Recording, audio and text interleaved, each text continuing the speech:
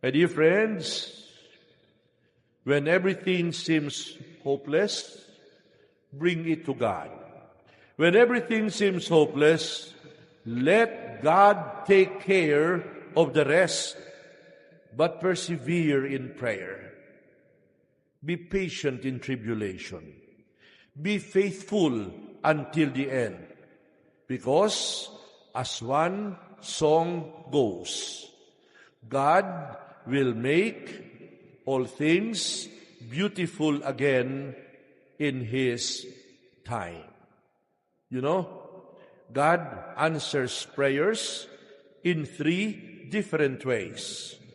God says yes, and then He gives you what He wants, or what you want. God says no, and then He gives you something better. God says, wait,